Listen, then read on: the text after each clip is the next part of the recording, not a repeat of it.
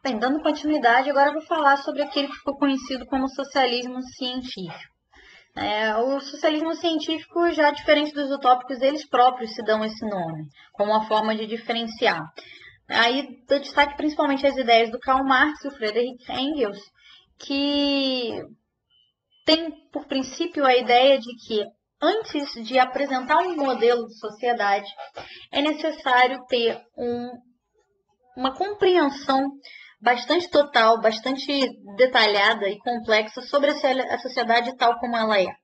Não à toa que Marx vai ficar conhecido como um dos pais, considerado um dos pais fundadores, né, do pensamento sociológico, junto lá com Durkheim e com Weber, vai ser considerado um dos três porquinhos da sociologia, né, como o pessoal costuma brincar.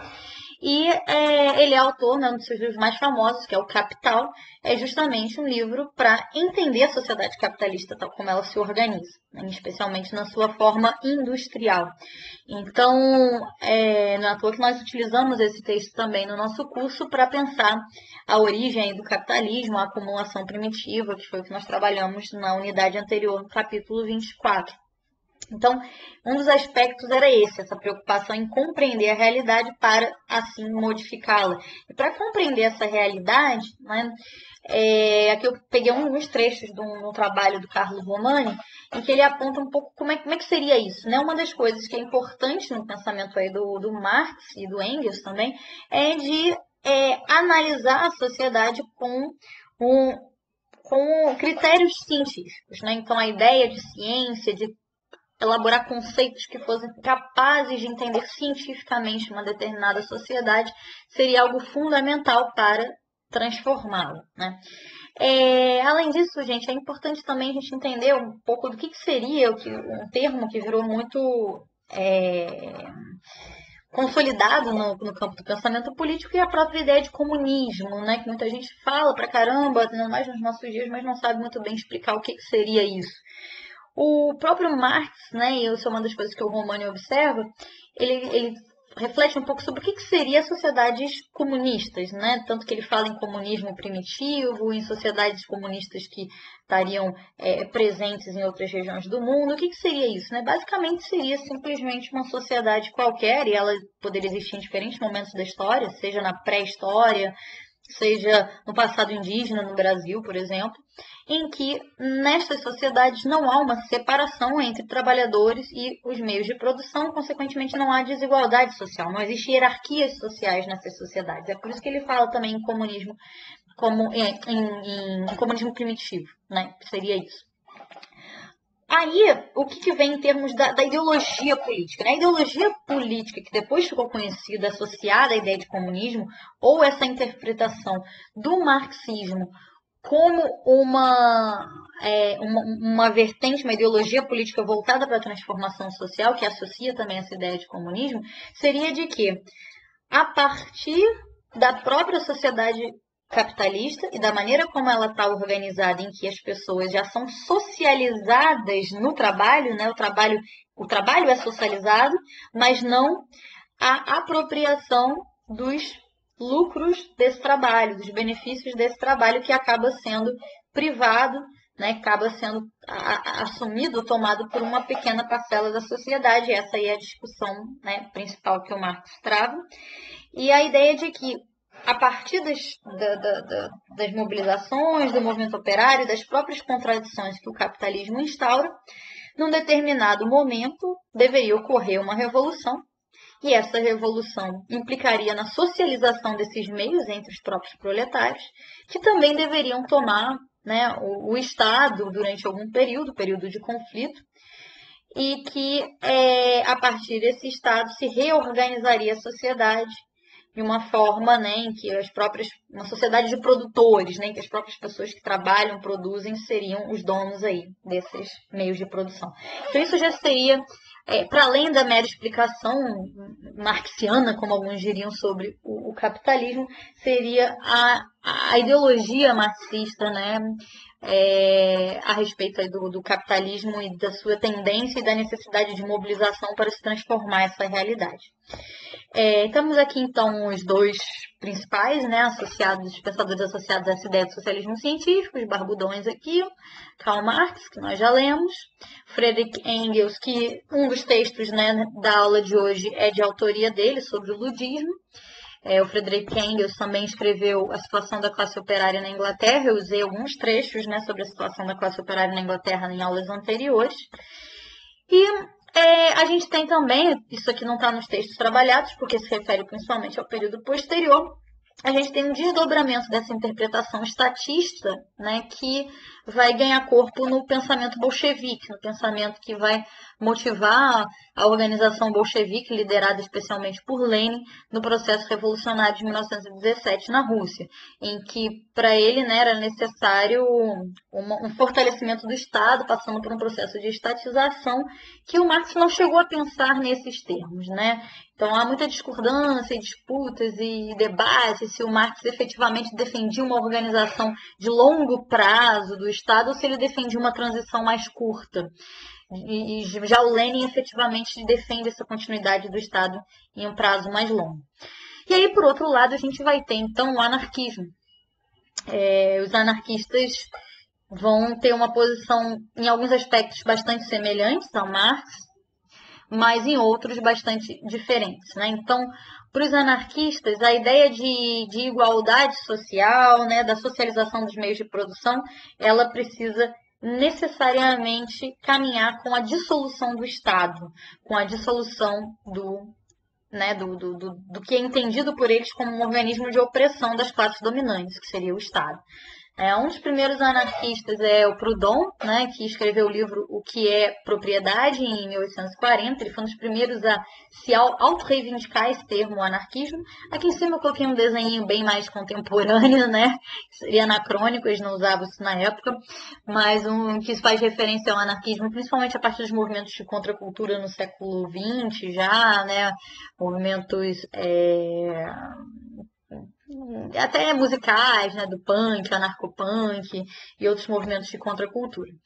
E aqui eu trouxe alguns trechos que estão na nossa bibliografia que eu acho que são interessantes para a gente entender um pouquinho algumas das ideias centrais do anarquismo e em que sentido elas se diferenciam de outras correntes do campo socialista, e especialmente em que termos o Bakunin, que foi uma das principais lideranças anarquistas dentro da Internacional Socialista, e que inclusive teve vários conflitos com Marx, em que termos que ele discordava do Marx e polemizava e tiveram diversos conflitos, né? Então, uma das coisas, como eu falei, eles consideram que era necessário dissolver o Estado e substituí-lo por uma espécie de organização dos próprios trabalhadores que controlaria também os meios de produção. Então, a autora aqui desse texto selecionado, ela fala o seguinte sobre o pensamento do Bakunin. O socialismo, que não poderá se realizar a não ser através de uma revolução proletária, necessariamente violenta, devido às características da burguesia e do Estado, equivale à tomada da terra e dos instrumentos de trabalho por parte dos trabalhadores. Até esse ponto, né, a gente percebe que há uma concordância total com o pensamento marxista e comunista, né, em lato sensu, né, sentido mais ampliado. E ela diz o seguinte: trata-se de transferir à sociedade, mas não ao Estado, os meios de produção, né? Então, os meios de produção, as fábricas, as fazendas, não deveriam passar ao controle estatal, mas sim à sociedade. Há quem diga que o Marx também não defendia que passassem ao Estado, mas que apenas houvesse uma espécie de Estado operário intermediário. Mas essa ideia, efetivamente, de passar os meios de produção ao Estado, alguns atribuem que foi apenas a partir do pensamento bolchevique, leninista. Mas não vou entrar muito em detalhe, porque, né, senão são muitas questões.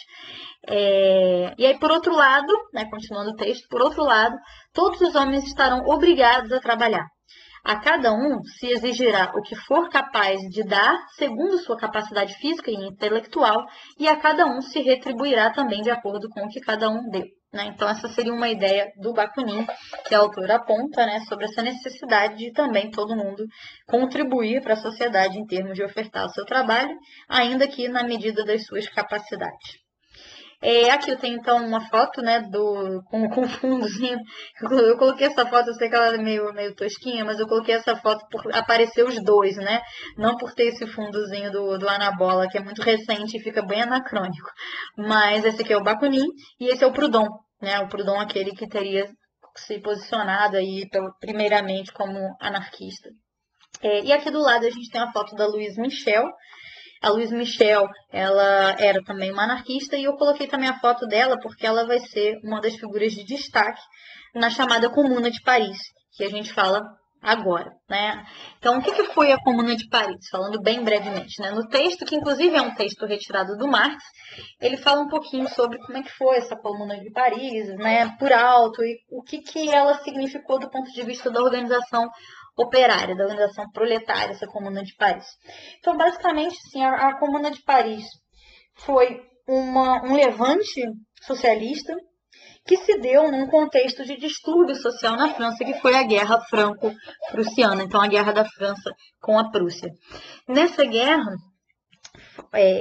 motivados por todos os problemas, né, relacionados à guerra. A gente vê que muitas revoluções se beneficiam de contextos de guerra, né, ou ocorrem em função desses contextos de guerra. Então, nesse contexto, esses operários tomam o controle da cidade de Paris e passam a reorganizar a política, a economia, todo o aparato público à luz das ideias socialistas.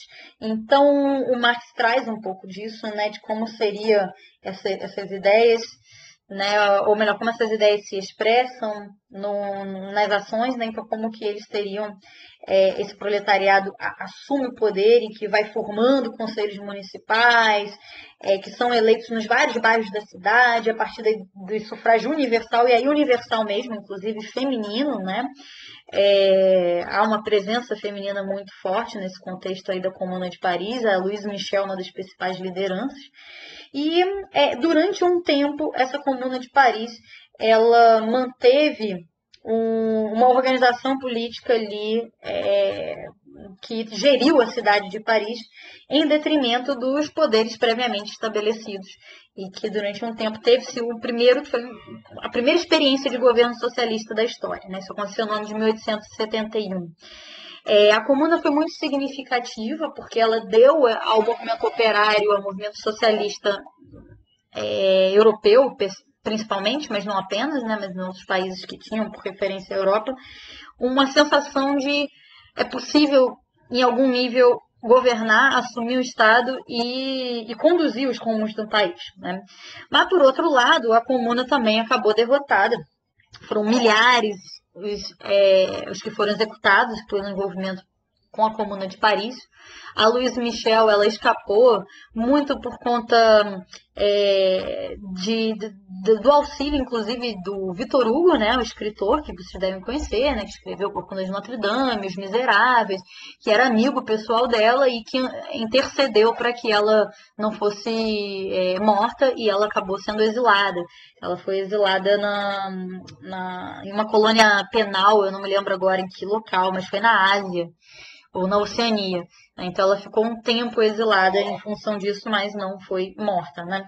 Mas em geral grande parte da população morreu e logo depois da guerra, também como a guerra com a Prússia, né, em função da guerra ser encerrada, foi construída a igreja de Sacré-Cœur, né, que fica bem no coração aí de Paris, e essa igreja ela não apenas celebra o fim da guerra, mas também ela se localizou no epicentro do conflito aí relacionado com a Comuna de Paris, e foi nessa região que grande parte das execuções ocorreram.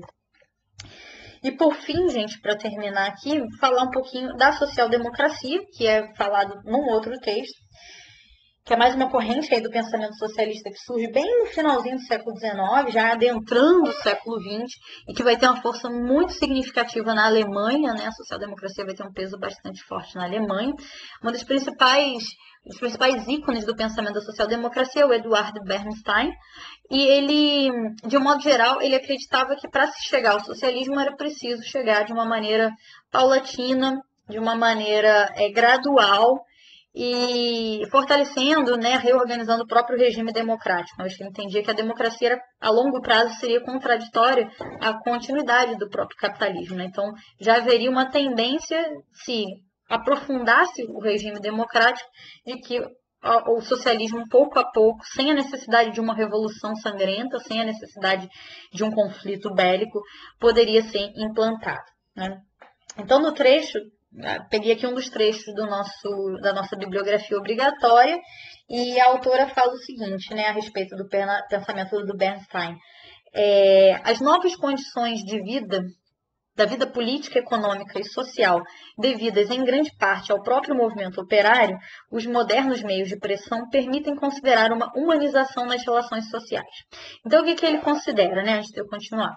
Que, a princípio, as próprias alterações sociais oriundas das lutas sociais, oriundas da organização do movimento operário, das manifestações, das mobilizações, teriam permitido já que ocorresse uma humanização das relações sociais. Então, o conflito burguesia, o proletariado, estava sendo amenizado em função dessas próprias alterações da própria luta de classe. Então, nesse sentido, o Bernstein preconiza um socialismo novo, né, de um tipo novo, cujo ponto-chave é o estabelecimento de relações pacíficas entre nações e também entre as classes, né? É um socialismo baseado na convicção de que o capitalismo deve, progressiva e pacificamente, evoluir para o socialismo. Então, essa é a ideia principal aí do Bernstein. Por fim, só para fechar mesmo, a gente tem um último texto que fala sobre qual deveria ser o papel da classe trabalhadora no que diz respeito à guerra, né, a Primeira Guerra Mundial. E fica evidente, né, fica patente que a posição do movimento socialista, agora representado na que seria a sua segunda internacional socialista, que foi essa organização que articulou os trabalhadores, né? Acho que acabei não falando muito sobre a Internacional Socialista, mas ela parte justamente do princípio de que a classe trabalhadora é uma adversária natural da guerra, né? Porque estaria justamente, a guerra seria contradição total com os interesses da classe trabalhadora, do operariado. Então, que interesses seriam esses, né? A criação de uma nova ordem econômica baseada numa concepção socialista, ou seja, na concepção de uma igualdade social, e, consequentemente, ela necessitava e precisava se traduzir como realidade na solidariedade entre os povos. A autora, nesse último texto, né, da nossa bibliografia de hoje, ela chega a mencionar que, apesar disso ser, né, o internacionalismo ser um princípio socialista muito forte no século XIX, no século XX a gente vê que ele perde um pouco de força e a gente tem uma certa aproximação do socialismo com vertentes nacionalistas, mas no século XIX o internacionalismo é muito forte, e ela coloca como que alguns grupos, né, alguns partidos social-democratas, eles deixariam de alguma maneira o lado, né, do socialismo de lado e teriam não se oposto de maneira contundente à Primeira Guerra Mundial, o que ela aponta como uma contradição aí.